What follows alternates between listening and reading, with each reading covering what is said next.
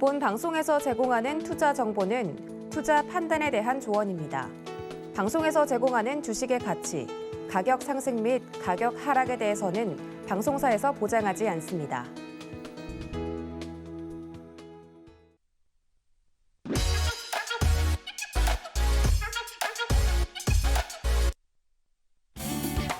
안녕하세요. 주유소 2부 머니트렌드도 힘차게 문을 열어봅니다. 저는 진행을 맡은 이혜은이고요.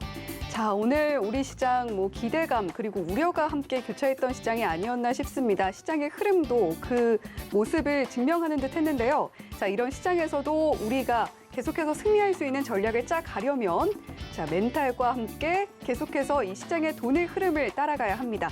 오늘도 역시 저희 열심히 준비했으니까요. 방송 끝까지 보시면서 머니 종목까지 챙겨가셨으면 좋겠습니다. 자, 그러면 오늘의 마감 시황 먼저 살펴보시죠.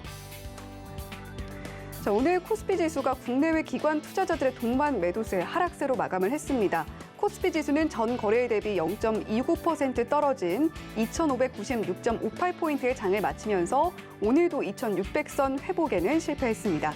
코스닥 지수는 전날보다 0.37% 상승한 856.25포인트를 기록했습니다. 이어서 수급 동향도 보겠습니다. 먼저 코스피 수급 동향입니다. 오늘 코스피 시장에서는 개인이 651억 원, 외국인은 18억 원 매수를 했고요. 기관은 1,159억 원에 팔아냈습니다. 코스닥 수급 동향도 보겠습니다. 코스닥 시장에서도 역시 개인 투자자들은 96억 원 사들였고요. 기관은 109억 원을 매수했습니다. 외국인은 212억 원 팔아내는 모습 보여줬습니다.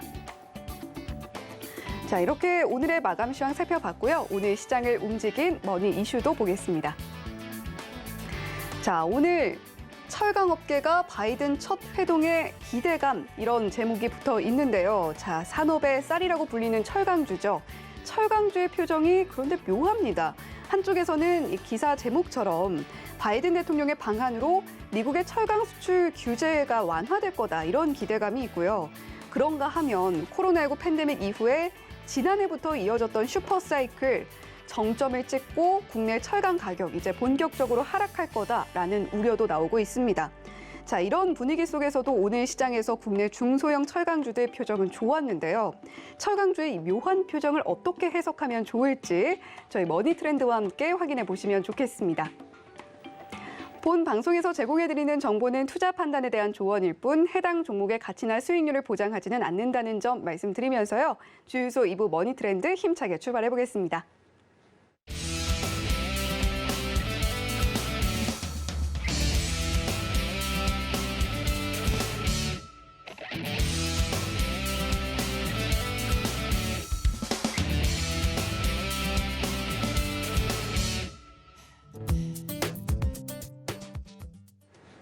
네, 오늘은 시장을 아는 만큼 보이게 해주시는 박원재 파트너와 함께합니다. 안녕하세요.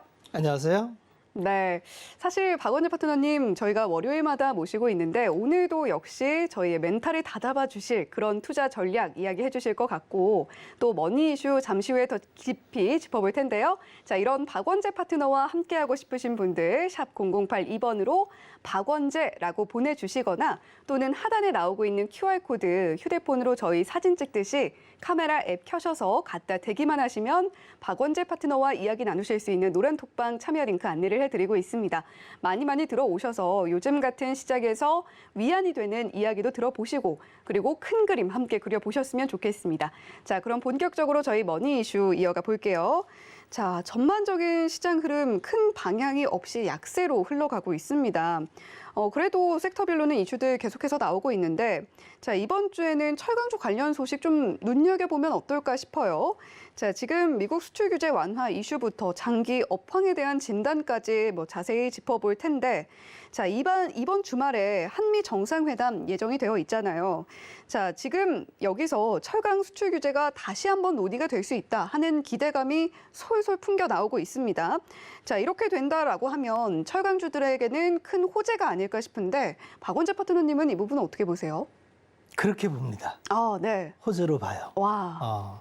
그렇게 될지에 대해서는 주말에 열리죠. 네. 정상회담이 지켜봐야 되는 거고요. 대체적으로 이제 시장이 이렇게 오랫동안 장기간 행보를 하면은 투자하시는 분들은 많이 지치죠. 네. 왜 그러냐면 직전의 경험이 아직 잔상에 남아 있는데 시장은 이미 싸늘히 다른 시장으로 변해 있기 때문에 우리가 환호했던 2년 전의 시장은 유동성을 폭발적으로 공급하는 시장이었고 네. 지금은 유동성을 회수하는 시장이에요. 그러니까 자꾸 급한 마음이 생기고 답답한 거는 우리가 시작할 때의 시장이 아직도 잔상에 남아있기 때문에 그런데 시장은 원래 그렇습니다. 네. 원래 극단적인 말씀을 드리면 바닥 천일에 천정 3일이에요. 그만큼 횡보를 하거나 바닥을 기는 시간이 굉장히 길고 상승 구간이 굉장히 짧게 오는데 굉장히 강력하게 오는 특징이 있어요. 하나 이제 드리고 싶은 말씀은 투자 시기를 상승 구간만 맞춰서 투자할 수 있는 투자자는 없습니다. 네. 왜 그러냐면 상승 구간이 워낙 벼락같이 오기 때문에 지금은 전혀 눈에 보이지도 않고 야 이런 시장이 올라간다고? 라고 모두가 비관론이 팽배해 있을 때 시장은 그걸 딛고 대체적으로 올라갑니다. 지난 과거의 시간이 대체로 그랬어요. 극단적으로 2020년 3월 달에 시장이 무너졌을 때 그렇게 드라마틱하게 상승한다고 보는 사람은 없었어요. 단언컨대 없었습니다. 예전에도 마찬가지였어요. 네. 제가 서울경제TV에 2020년 5월부터 출연을 했는데 그때 이제 드린 말씀이 이번 상승 구간이 대단히 드라마틱하게 강할 확률이 높다. 왜냐하면 연준이 유례가 없을 통화 정책을 피기 때문에 시장은 지금 세상이 무너진 걸 반영해서 떨어졌는데 시장은 유동성 공급을 해서 정상화되는 길을 밟을 것이고 그럼 정부 정책주 중심으로 드라마틱한 상승을 얘기했고 그때 제가 이제 3,000포인트를 얘기했었죠. 1,600포인트, 700포인트 올라갈 때 3,000포인트를 얘기했을 때 아무도 뭐 귀담아 듣지 않고 콧방귀도 안 꼈죠. 궁극적으로는 4,500포인트까지 봤었는데 결국 그거는 이루어지지 못했고 이제 시장이 1년 쉬고 있습니다. 보통 1년 정도 쉬면은 많이 쉰 거고 폭으로 봐도 한 24% 빠졌으니까 보통 24% 정도 빠지면 아주 글로벌 위기 때는 30% 정도 빠집니다. 통상적인 위기 수준이 한 20에서 25%인데 이 통상적인 위기도 이 정도면 2, 3년에 한 번 오는 위기.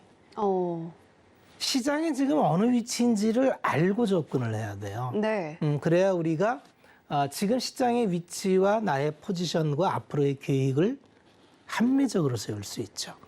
지금은 많은 분들이 지쳐 있어요. 네. 그리고 이제 먼 얘기를 해도 시장이 이렇게 막 활발하게 움직이지 않기 때문에 이제 마음은 급한데 계좌는 시퍼렇고 그런데 그렇게 하루하루를 조급해 하다 보면 기다리는데 못 견딥니다.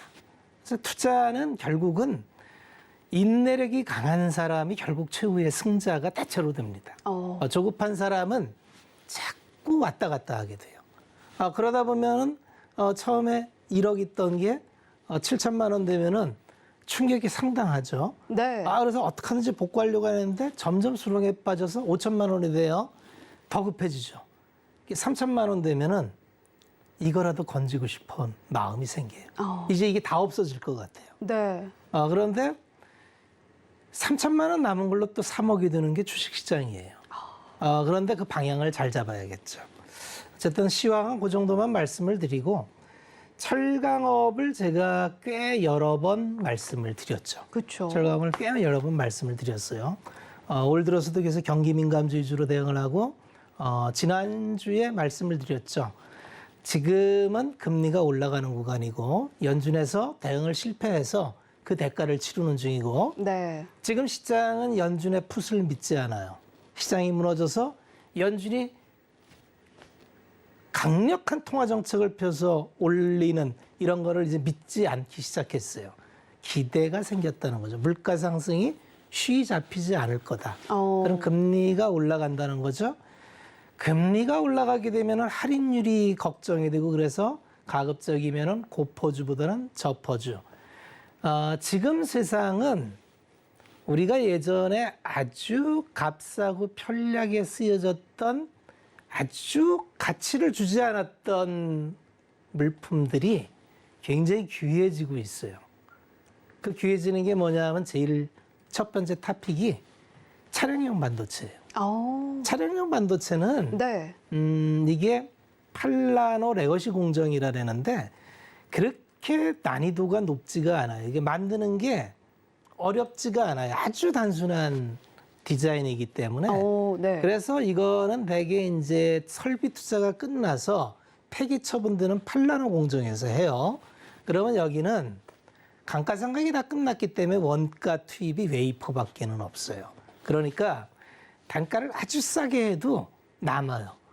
그러니까 자동차 반도체 MCU 뭐 창문 올리는 거 반도체 이런 게 다 차량용 반도체가 들어가죠. 이런 게 100원, 200원 이랬어요.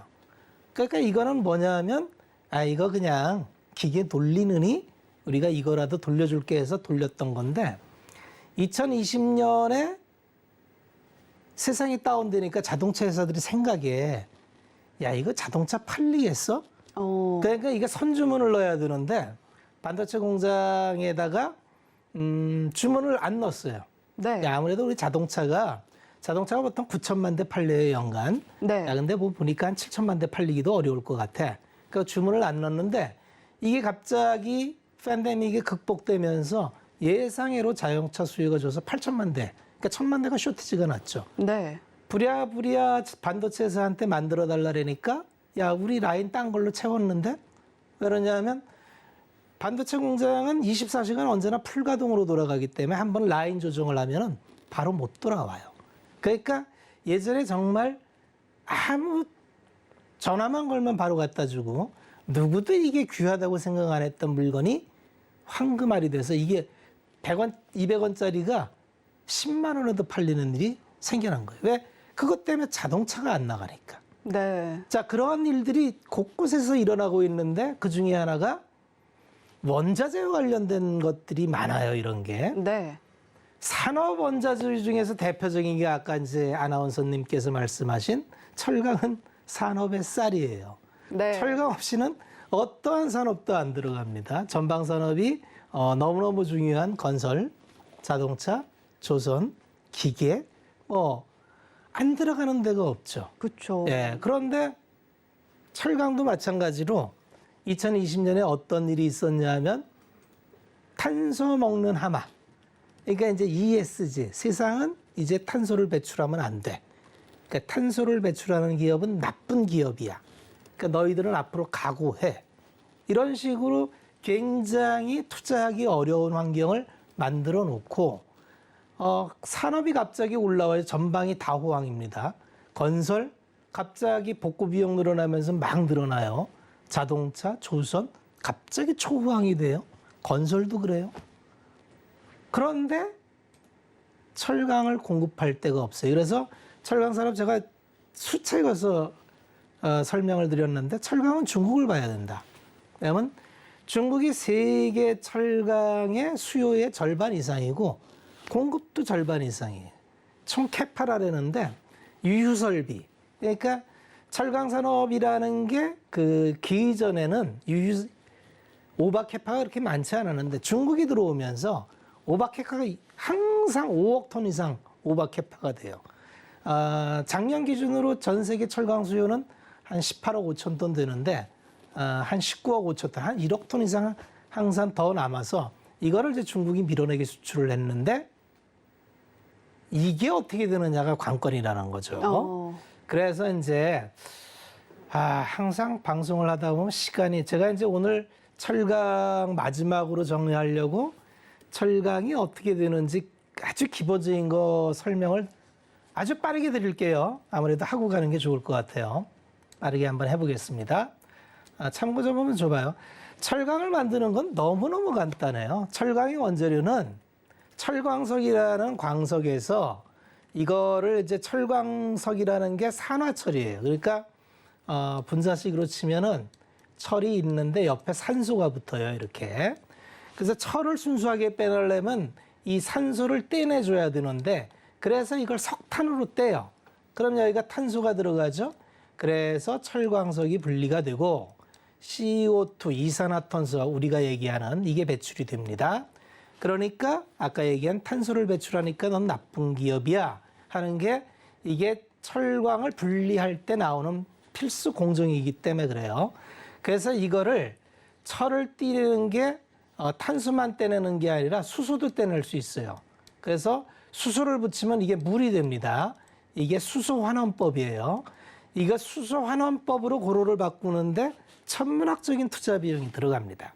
그래서 철강회사들은 앞으로 철강자는 계속 필요로 하고 누군가 공급을 해야 되는데 이번에 러시아와 우크라이나가 전쟁을 하면서 전 세계에서 잉여 생산을 하는 1순위 국가는 무조건 중국이고요. 네. 그다음에 좀 여유가 있어서 수출하는 기업이 러시아, 우크라이나, 일본, 한국 이 정도예요. 네. 그런데 지금 중국이 수출을 안 하려고 하는 규제로 가고 있어요. 두 번째는 러시아와 우크라이나가 전쟁통에 수출을 못 해요. 네. 그러니까 제가 왜 계속 철강을 보자고 말씀을 드리느냐 하면 세상에 이제 전쟁도 끝나고 복구 비용도 들어가고 미국은 인프라 투자를 합니다. 100년 동안 낡은 인프라를 지금 다 뜯어 고치기로 했어요. 누가 되죠? 철강을? 공급단이 다 막혔는데. 그래서 이번 주말에 바이든 대통령이 대한민국에 그 바쁘신 분이 왜 2박 3일씩이나 네. 대한민국에 머무실까요? 주식 투자는 확실성을 갖고 접근하는 게 아니라 이제 이런 팩트들을 조각조각 해서 추론을 해서 한번 그럴듯한 가설을 세우는 거예요. 어느 쪽이 확률이 높을까? 그러면 아마 생각하기로 방위에 대한 문제, 중국과 인접한 아시아 태평양 패권을 두고 중국과 방위에 대한 문제와 두 번째는 지금 산업이 글로벌화해서 지역화로 바뀌고 있죠. 이제 세상은 하나의 지구가 아닙니다. 예전처럼 이제 분절된 지구로 변했어요. 그래서 네 편, 내 편. 야, 우리끼리 새롭게 공급망도 만들고 우리끼리 다시 한번 해보자. 이런 게 있어요. 그 중에서 가장 중요한 게 이제 반도체였죠. 반도체는 몇 번 이것도 말씀을 드렸지만 설계나 자산은 미국에 다 갖고 있는데 제조만큼은 대만과 한국에 다 몰려 있어요. 이게 지정학적 리스크가 굉장히 큰 겁니다. 그래서 미국에서는 전략 안보 수구 회의를 통해서 야, 반도체 제조 공정을 좀 미국 내에 적당히 둬야겠다. 그래서 굉장히 체근을 하죠. TSMC에게도 인텔에게도 삼성전자에게도 야, 미국 내에 반도체 공장을 좀 지어라. 근데 기업 입장에서 보면 이게 굉장히 비효율이에요. 미국에 반도체 공장을 세우면 원가가 많이 올라가기 때문에 산업 경쟁력 측면에서 보면 미국에 팹을 세운다는 건 사실은 경영 정책으로 세울 수 있는 게 아닌데 사실 수요처가 거기에 가장 많고 또 원천 기술이 그쪽에 있기 때문에 중국 규제처럼 미국에서 규제를 해버리면 산업이 뻗어나갈 데가 없죠. 그러니까 타협을 할 수밖에 없죠. 그거를 이번에 당연히 이제 반도체가 1순위로 협의되겠다는 건 충분히 이성적인 가설이고요.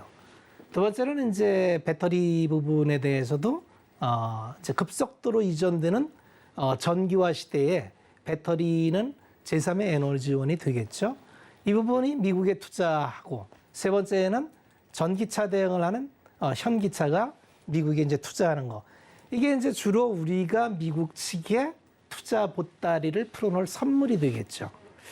그러면 이제 우리는 한번 생각해 보는 거죠.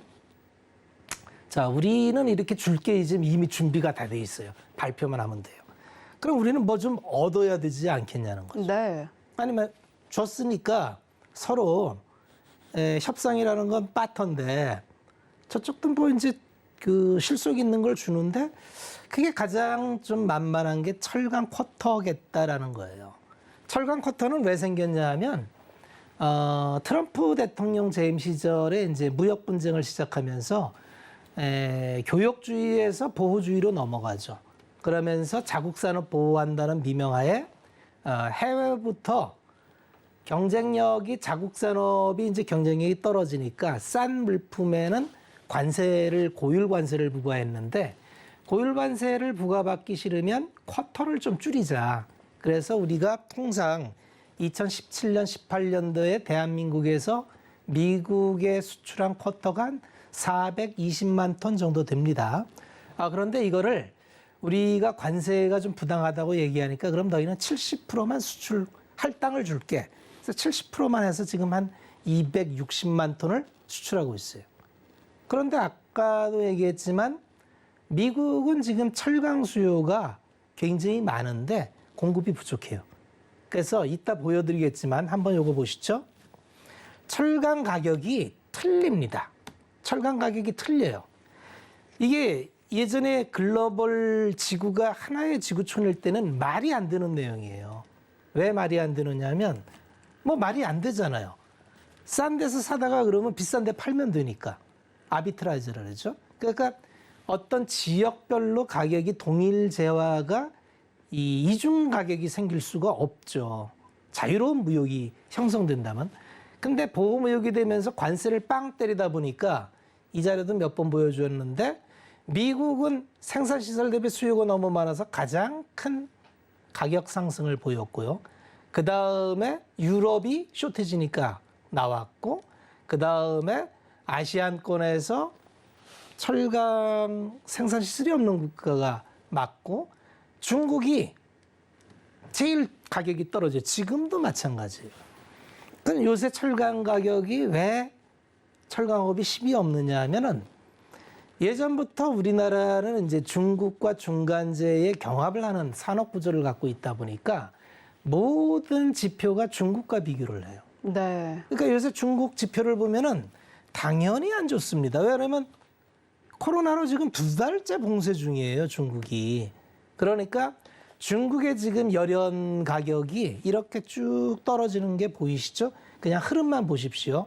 중국의 열연 가격은 이렇게 쭉 떨어져요. 한국 열연은 이렇게 쭉 올라갑니다. 이중 가격이에요.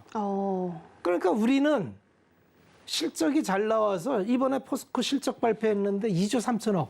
서프라이즈예요. 서프라이즈. 이게 이번만 서프라이즈가 아니라 1년째 서프라이즈인데 시장에서는 맨날 야 피크아웃이야. 더 안 좋아져. 아니 그 얘기 작년 1, 4, 2분기부터 한 건데 1년째 지금. 그러니까 너는 더 못 좋아지잖아. 라는 얘기하면서 주가를 눌러요. 네. 그런데 지금 차트를 보시면 포스코를 한번 보겠습니다. 포스코가 과연 안 좋아지는지를 한번 보여드릴 거예요. 포스코 홀딩스의 주가는 이렇습니다. 예, 지난 1년 동안 실적을 어떻게 냈냐 하면 실적 차트를 보면 이렇게 돼 있어요. 분기 실적을 보면은 작년 3월 달에 1조 5천억 들면서 처음으로 이제 조를 넘겼어요. 그 다음에 2조 2천억으로 넘어갑니다. 분기 실적이에요. 그 다음에 3조가 넘어갑니다.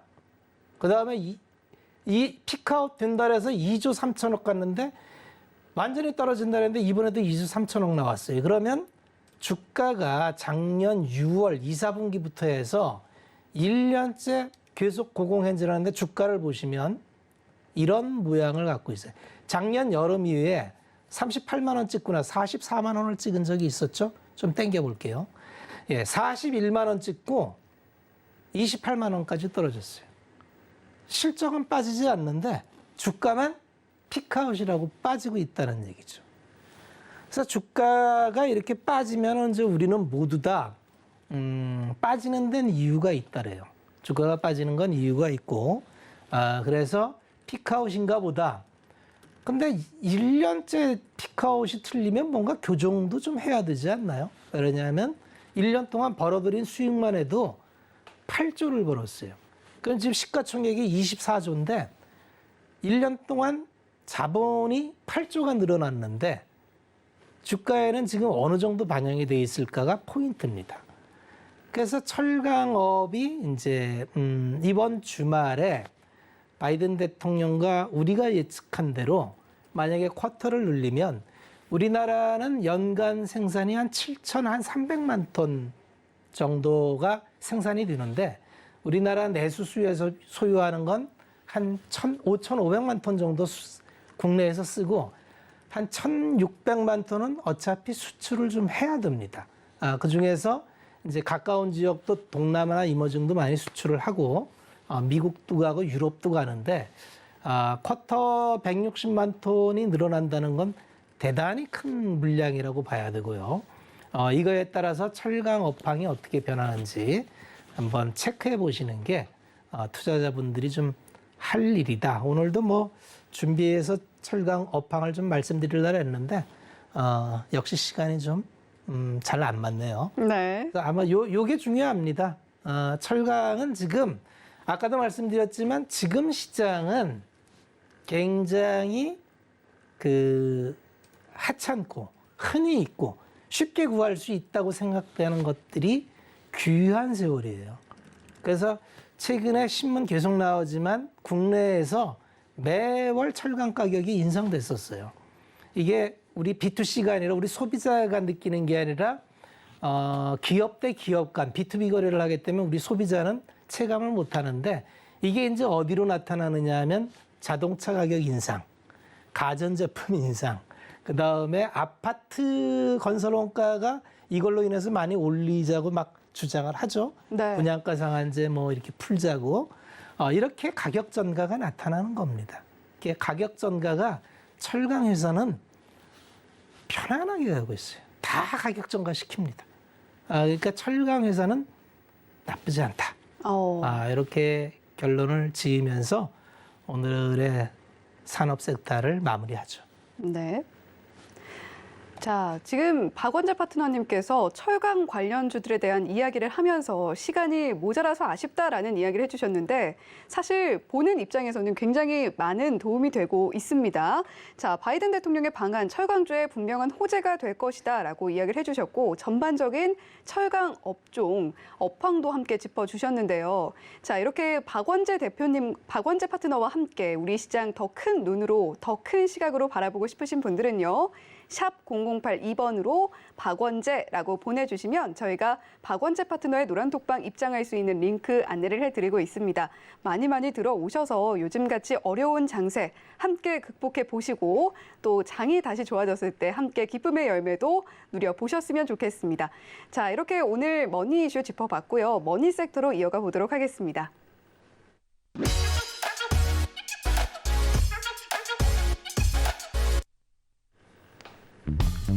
네, 오늘의 머니 섹터는 밀 관련주 가지고 와주셨습니다. 오늘 밀 관련주들 2.24% 상승하는 흐름 보여줬네요.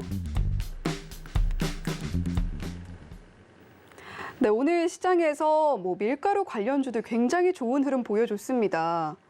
어떻게 보셨나요, 이런 흐름? 잘 봤죠. 네.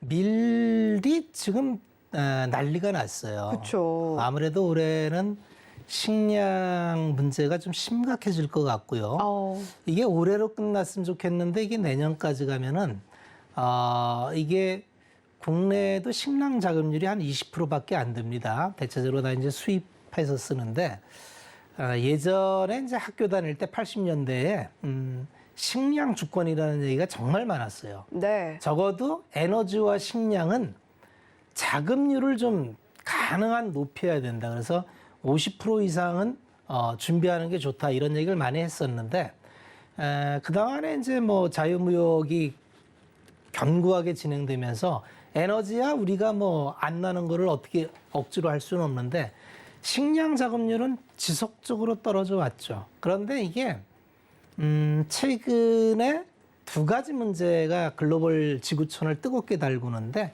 그게 에너지하고 식량 두 가지가 이게 좀 심각합니다.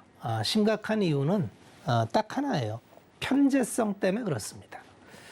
나오는 곳에서만 나와요. 안 나오는 곳에서는 안 나옵니다.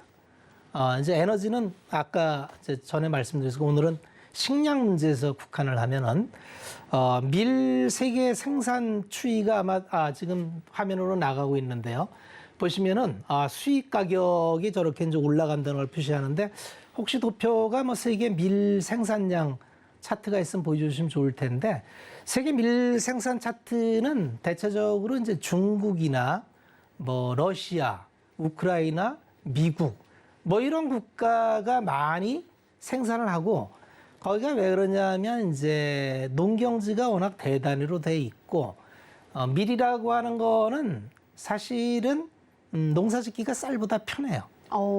밀은 이제 기후가 뭐 적당히 돼 있으면 되고 두 번째는 관계 수로를 별로 의존하지 않아요. 그러니까 그 강수량이 1년에 한 번만 빡 오면은 네. 그냥 냅두면 자기가 알아서 자라요. 수확계획이 거두니까 그 아시아권은 되게 이제 쌀 농사를 짓고 유럽이나 이쪽은 밀 농사를 짓는 게 아시아권은 이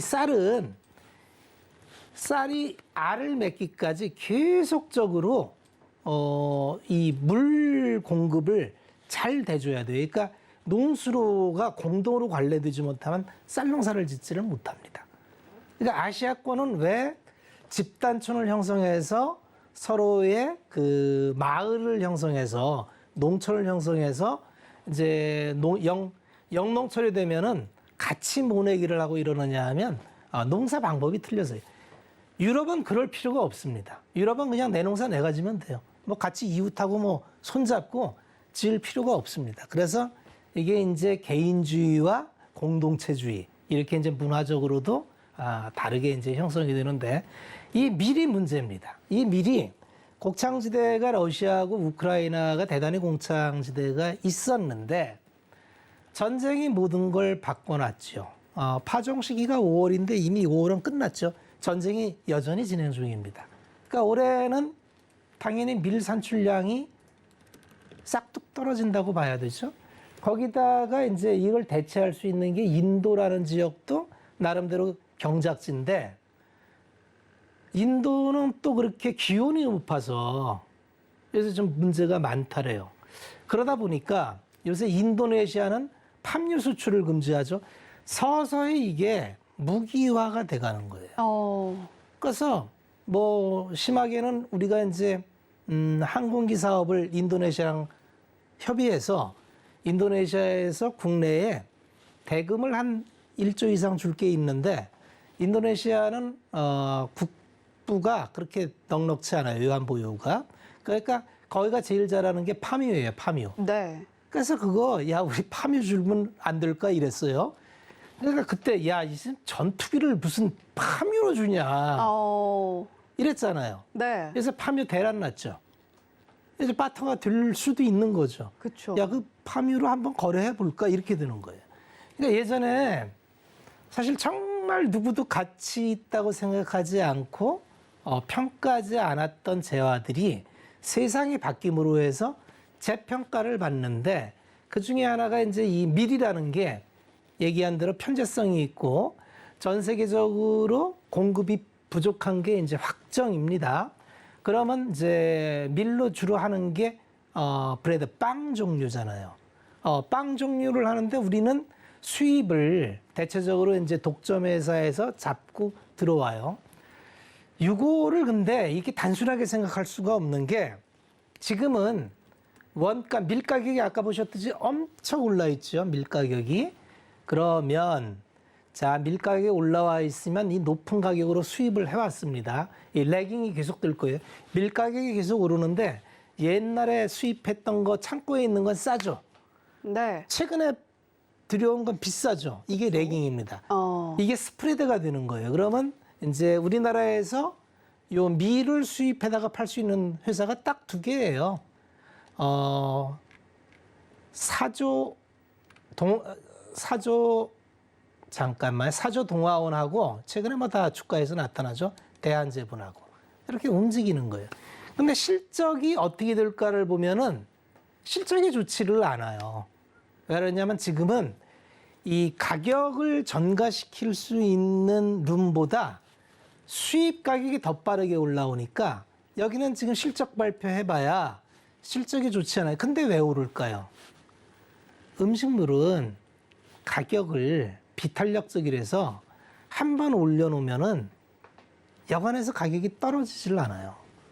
문제는 가격을 올리는 핑계거리가 생기면 되는데 이번에 국제 곡물가가 다 오르니까 야 콩도 오르고 뭐 밀도 오르고 다 오르네. 그러니까 틈만 나면 식품회사들이 가격을 작년에 가격을 식품회사가 몇 번을 오르는지 한번 찾아보십시오. 거의 7%에서 10%씩 몇 번씩 올린 게 많아요. 그런데 재무는 아직 안 좋아요. 원가가 더 오르니까 판가는 이걸 못 따라가요, 원가를. 그러니까 지금은 실적이 안 좋아요. 그런데 언제 좋아지느냐 하면 이 곡물가가 잡히면 그 다음부터 좋아져요. 이 타임 레그가 있어요. 그래서 지금은 뭐다? 기대감으로 올랐다가 실적 발표하면 이거 실적 안 나오네, 이거 떨어집니다. 그리고 실적이 2, 3분기 안 나와서 주가가 조정을 받을 때 그때 들어가야 되는 거예요. 이게 산업마다 다 이 타임 레그가 틀려요. 네. 그러니까 지금 들어가는 건 모멘텀이에요. 지금은 야, 그렇게 뭐 원가 올라가니까 그게 쇼티지라며 못 구한다며 야, 그럼 무지 돈 벌겠네. 자, 하나 오늘 실적 뭘 볼까요? 오늘 실적들을 다 발표했을 텐데 대상 한번 볼까요? 대상도 이제 뭐 이렇게 식품 원재료를 수입해다가 이제 가공해서 이렇게 만드는 기업이니까 보면 실적이 오늘 재무 발표를 했을 텐데 한번 볼게요. 어떤 재무 발표를 했는지. 금감원 공시를 보면 이제 실적이 나옵니다. 이런 거 투자는 자기가 이렇게 직접 다 하는 게 좋아요. 남의 얘기 듣지 말고 이게 다 나오잖아요. 이게 연결 재무제표를 이렇게 보면은 이렇게 나와요, 실적이. 그러면 포괄 손익계산서 보면 매출액이 작년이 8,100이었는데 9,800억. 엄청 매출액이 늘었어요. 그죠? 8,100억에서 9,800억, 1,800억. 한 25%나 매출액이 늘었어요.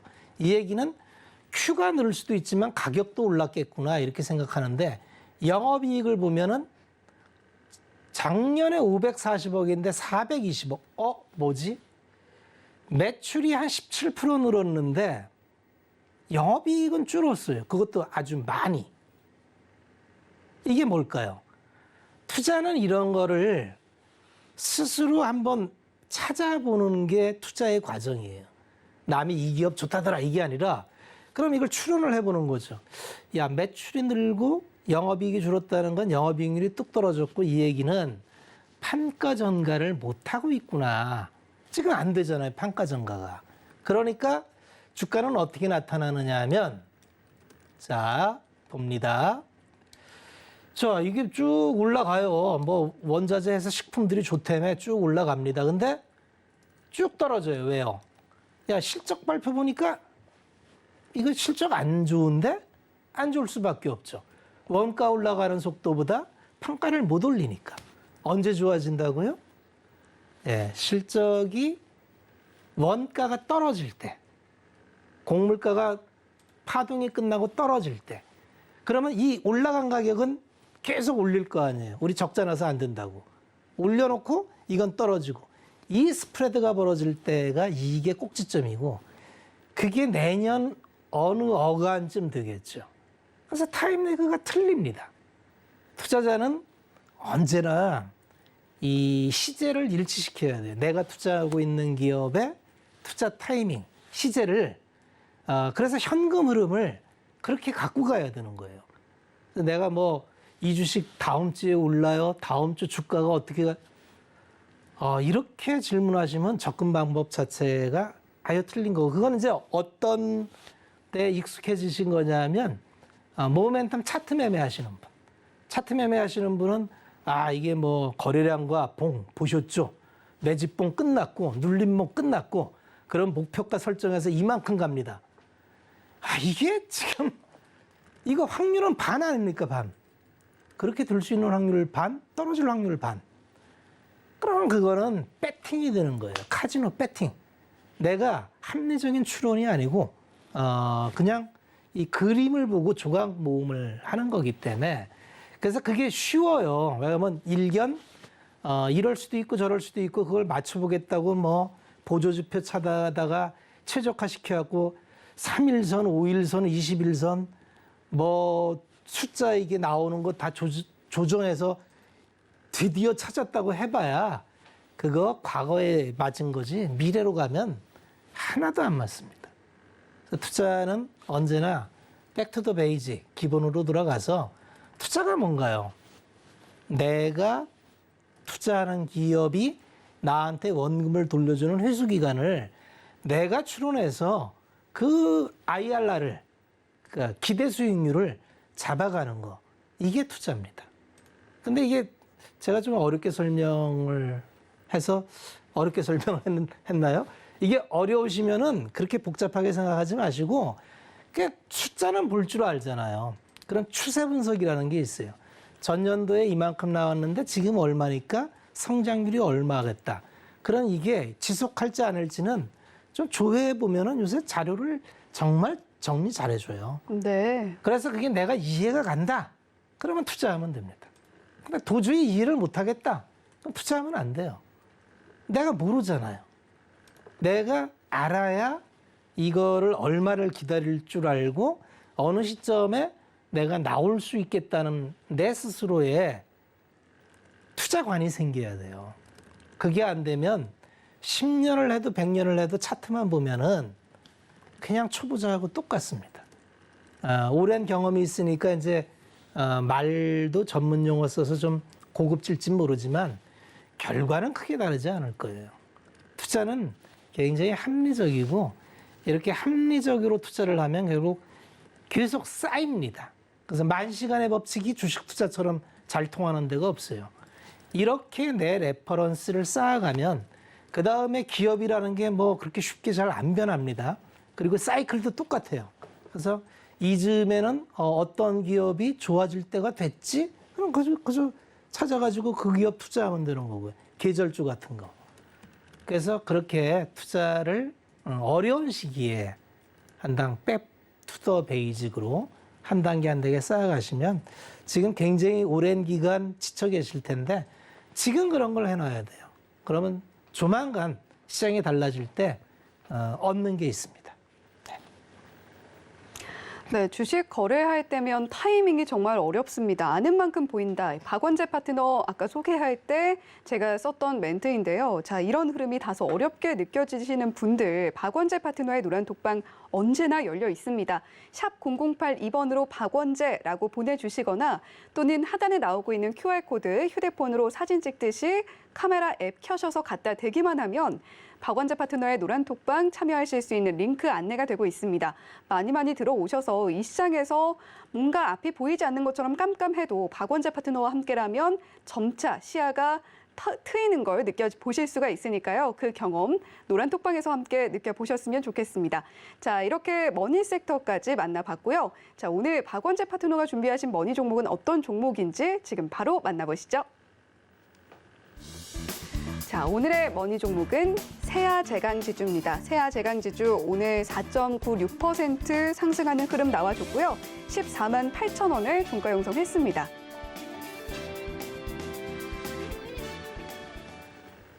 자, 파트너님 세아제강이 또 나왔네요. 오늘 또 말씀드리는 거는 이제 자꾸 투자하시는 분들이 네. 그 매매에 익숙해서 매일 뭐 종목을 찾아요. 네. 뭐 이 종목 저 종목 이 종목 그 종목 사냥을 다니는데 투자를 그렇게 매일 종목을 찾아다니면 굉장히 힘듭니다. 그렇죠. 만물상이 되어가는. 종목이 그렇게 자주 나오지 않아요. 네. 내가 좋은 종목은 그 텀이 좀 길어야 돼요. 내가 원하는 수익을 얻기 위해서는. 네. 그래서 실적도 몇 번 겪고. 그래서 제가 이제 세아제강이나 이쪽이 좋게 보는 논거는 지속적으로 말씀을 드렸죠. 에너지가 지금 재편되고 있는데 유럽 지역이 문제다. 유럽이 그동안 러시아에 너무 의존적인 에너지 정책을 피다 보니까 러시아로부터 파이프로 받아들이는 가스를 기저발전과 난방용으로 썼는데 이거를 지금 미국이 우크라이나 전쟁을 기회로 러시아 끊어라. 그래서 유럽이 끊기로 했죠. 그러면 미국이 말을 했으면 책임을 져야 됩니다. 미국이 가스를 줘야 돼요. 근데 미국은 가스를 주려면 이제 가스 개발을 해야 되고요. 그 쉐일 오일전이죠. 쉐일을 해야 되고 그걸 실어나르는 게 LNG로 해야 되고 앵커링이나 인프라를 만들어야 된다 그랬죠. 그러면은 이제 그 쉐일 오일을 개발하는 데 들어가는 가장 기초적인 소재가 유정형 강관이에요. 유정형 강관. 세아제강은 유정형 강관과 산업 부조관 이런 거를 하고 또 하이퍼루프의 재료로도 이번에 들어간다 그랬죠. 그래서 이게 대단히 기술 난이도가 높은 겁니다. 이게 고압을 견뎌야 되고 이게 이음새가 터지면 안 되잖아요. 긴 송유관을 하는데. 그래서 이게 생각보다 좀 기술 난이도가 있습니다. 그리고 미국에서 생각보다 리그 카운트가 안 올라오는데 어쨌든 꾸준히 올라오고 있는데 지금 유럽에 적시 대응을 하려면 그 정도 갖고 안 돼요. 쉐일 오일의 지금 손익분기점은 한 50불 정도 될 겁니다. 유가가 100불을 넘나드는데 만약에 규제만 풀리면 안 할 이유가 없다 그랬죠. 근데 지금은 여전히 쉐일 오일도 그 바이든 행정부가 얘기하는 친환경에 한 발짝 비껴 있는 테마다 보니까 금융기관에서 대출을 안 해줘요. 그리고 쉐일 업체 입장에서도 지금 유정 기왕에 뚫어놓은 유정에서는 계속 뽑아내서 엄청난 호황인데 이걸로 재투자를 안 해요. 그냥 자본 증식해서 그냥 배당을 처분해 버립니다. 왜 그랬냐면 2020년 코로나 때 다들 파산 났어요. 그러니까 주주들로부터 무지 항의를 받았고 지금 이제 유정 개발하고 이런 건 엄청난 금액이 들어가고 그래도 쓸 수 있는 기간을 충분히 보장받아야 되는데 이거 뭐 탄소 배출한다고 다 대출도 안 해주는데 난 안 한다는 거죠. 근데 이게 바뀌어야 되는데 바뀔 것 같습니다. 그래서 오늘 실적 발표가 나왔어요. 마찬가지로 세아제강지주 실적 발표가 나왔는데 분기 실적 사상 최고치를 경신했습니다. 분기 실적 사상 최고치를 경신했어요. 그런데 1사분기는 비수기예요. 그러니까 미국도 사계절이 있는 나라잖아요. 그러면 겨울은 땅이 어니까 언 땅을 파지는 않죠. 유전 개발하려면 땅을 수킬로미터를 파고 들어가야 되는데 언 땅을 파는 건 비효율이니까 이게 이제 해빙기가 지나서 지금 본격적으로 파는데 자, 마찬가지로 이렇게 실적을 봅니다. 오늘 발표 났어요. 매출액이 작년에 5,800억이었는데 9,100억. 이게 얼마 늘었을까요? 거의 뭐 90% 이렇게 늘었어요. 그 다음에 이익이 작년에 796억 났는데 매출 총액은 1,500억이고 영업이익이 1,100억. 영업이익 분기에 1,100억이 났어요. 그러면 이 시가총액이 얼마인지 언제나 이 영업이익과 시가총액을 한번 비교해 보세요. 세아제강지주가 지금 6,100억이에요. 시가총액. 시장에서 평가받는 게 세아제강지주는 지금 6,100억이에요. 6,100억짜리니까 사가세요 이런 건데 분기에 1,100억입니다. 이게 4분기 곱하기 4만 해도 4,400억이에요. 만약에 이 일이 벌어지면 아니 6천억짜리 회사가 지금 1년에 4천억을 번다고? 이런 얘기가 되는 거잖아요. 싼가요? 비싼가요? 뭐 어려운 산수가 아니죠. 그래서 분기를 보면 작년 6월 달에 1,000억이 피크였는데 이번에 9천억에 1,100억. 사상 최대치 경신이고 이 사상 최대치 경신한 이유는 제가 말씀을 드렸죠. 이런저런 이유로 해서 구조적으로 당분간 좀 좋아질 수밖에 없는 구조인 것 같습니다. 라고 제가 전해드렸고 실적 발표 보니까 정말 서프라이즈가 나왔어요. 대단한 서프라이즈가 나와요. 그러면 2분기, 3분기는 더 좋을 확률이 많아요. 비수기 때 이만큼 나왔는데 성수기 때 비수기보다 안 나온다고 생각하는 건 좀 합리적이지 않잖아요. 그래서 투자는 합리적 상식적으로 하면 됩니다. 그러면 많이 싸네 라는 느낌이 들어야 된다는 거죠. 오늘은 여기까지 전해드려야겠네. 여기까지 하겠습니다. 네, 세아 제강지주 오늘 머니 종목으로 가져와 주셨는데요. 합리적인 투자 하고 싶으신 분들 노란톡방 언제나 열려 있습니다. 샵 0082번으로 박원재라고 보내주시면 저희가 박원재 파트너의 노란톡방 입장할 수 있는 링크 안내해드리고 있으니까요. 많이 들어와 주세요.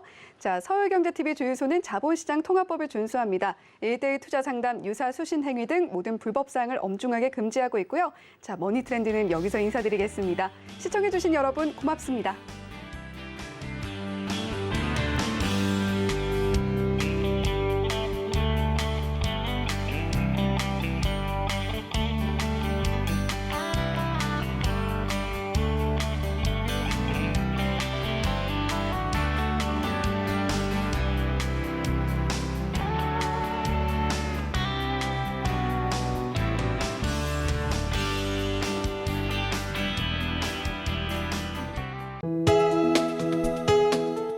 본 방송에서 제공하는 투자 정보는 투자 판단에 대한 조언입니다. 방송에서 제공하는 주식의 가치, 가격 상승 및 가격 하락에 대해서는 방송사에서 보장하지 않습니다.